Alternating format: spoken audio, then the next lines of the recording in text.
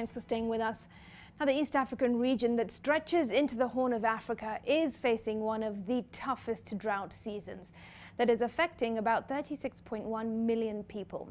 The impact of climate change and insecurity continues to affect communities in this region, with many losing their homes, livelihoods, or even lives.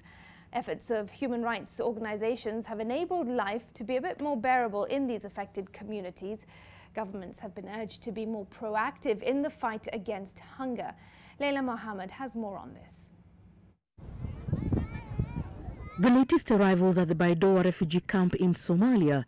In the latest few months, hundreds of thousands of families have been forced to move to such enclosures where they hope to receive food donations and clean water that have been getting more scarce to access by the day.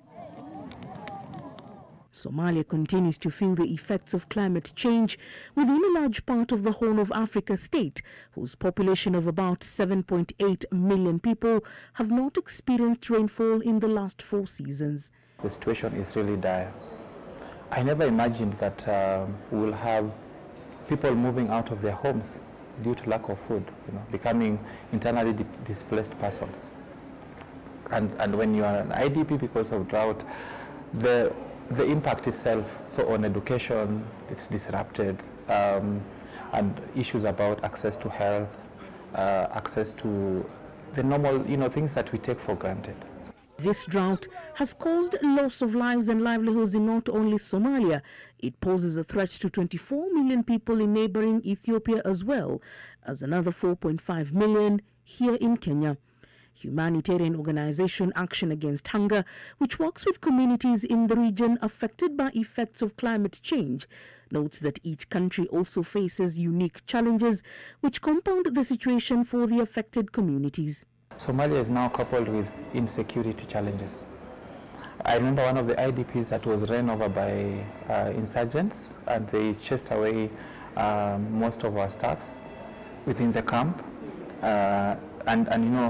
The issue is about different groupings taking lead, or because they lack food themselves, so they time when the lorries are bringing in, the trucks are bringing in water or food, then they also want to grab them before they get to the beneficiaries. In neighboring Ethiopia, lack of clean drinking water is contributing significantly to the death of hundreds of thousands of animals.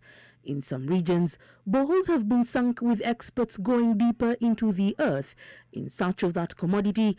However, they have come up empty, with oil residues only being accessed. A hygiene and sanitation department that looked at all these mechanisms, and they realized doing water drilling is a long-term plan, or doing a water pan is a long-term plan, but it needs a methodical and meticulous way of doing it.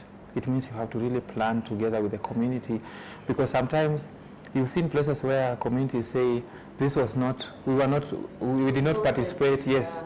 Humanitarian organization Action Against Hunger has partnered with governments across the region to ensure that families affected receive cash transfers to enable them buy food for their families. Here in Kenya, that project has been presented with a unique challenge. So when traders bring in food, they charge double the price. So those are the uniqueness about this location. So in Kenya, they may not be in IDP camps, but food accessibility is also a challenge.